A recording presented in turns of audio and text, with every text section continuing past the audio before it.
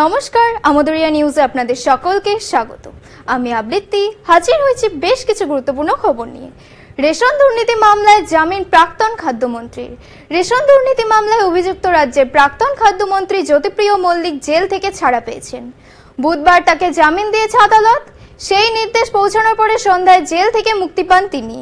Enforcement branch প্রাক্তন খাদ্যমন্ত্রীকে গ্রেপ্তার করেছিল। আসছি পরবর্তী খবরে। বাথরুম করব, রিভলভার ছিনিয়ে দুই পুলিশ কর্মীকে গুলি করে পালালো দুই আসামি। বাথরুম পেয়েছে বলে প্রিজন ভ্যান থামিয়ে পুলিশের সার্ভিস রিভলভার কেড়ে দুজনকে গুলি করে পালিয়েছে দুই বিচারাধীন বন্দী। বুধবার ইসলামপুরের পাঞ্চিপাড়া এলাকার ঘটনা। জখম পুলিশ কর্মীদের হাসপাতালে ভর্তি করানো হয়েছে। দুই বন্দী সেখানে আগে থেকে রাখা একটি বাইকে চড়ে পালিয়ে গিয়েছে। একজনের নাম সাজ্জাদ আলম, সে করণদিঘিতে একটি হত্যাকাণ্ডে অভিযুক্ত। দুই জখম পুলিশ কর্মীর নাম নীলকান্ত সরকার এবং দেবেন বৈশ্য। আসছি পরবর্তী খবরে।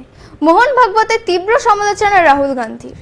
রাম মন্দির তৈরির পরে ভারত সত্যিকারের স্বাধীনতা পেয়েছে, এই কথা বলেছিলেন রাষ্ট্রীয় স্বয়ংসেবক সংঘের প্রধান মোহন ভাগবত।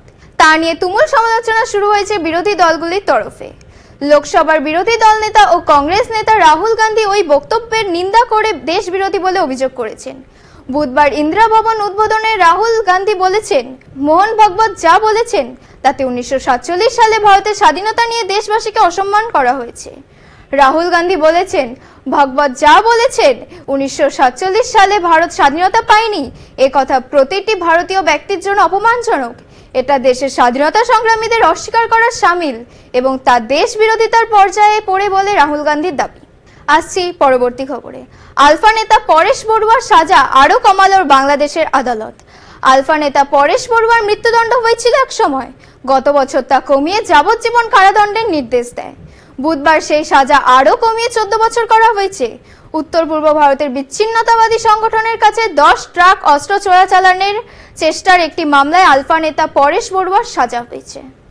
এবার আসছি খেলার খবরে। ওয়ান ডেতে এক ইনিংসে 435 রান ভারতীয় মহিলা ব্রিগেডের নয়া রেকর্ড।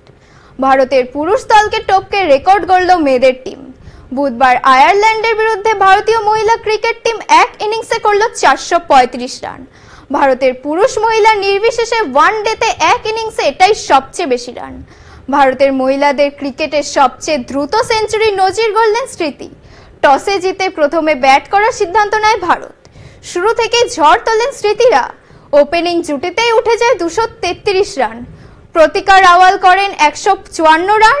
এটাই ইন্টারন্যাশনাল ওয়ান ডেতে তার প্রথম সেঞ্চুরি। স্মৃতি মাত্র 70 বলে সেঞ্চুরি করেছেন। ভারতের মহিলা ক্রিকেটারদের মধ্যে এটাই দ্রুততম সেঞ্চুরি। ওয়ান ডেতে মোট 10টি সেঞ্চুরি হয়ে গেল স্মৃতির। স্মৃতি মাত্র 70 বলে সেঞ্চুরি করেছেন। ভারতের মহিলা ক্রিকেটারদের মধ্যে এটাই দ্রুততম সেঞ্চুরি। ওয়ান ডেতে মোট 10টি সেঞ্চুরি হয়ে গেল স্মৃতির। তিনি 80 বলে 135 রান করেন। তারপর রিচা ঘোষ 42 বলে 59 রান করেন। 5 উইকেট হারিয়ে ভারতের রান ওঠে 435। আপাতত এখানেই শেষ করছি। সবাইকে ধন্যবাদ।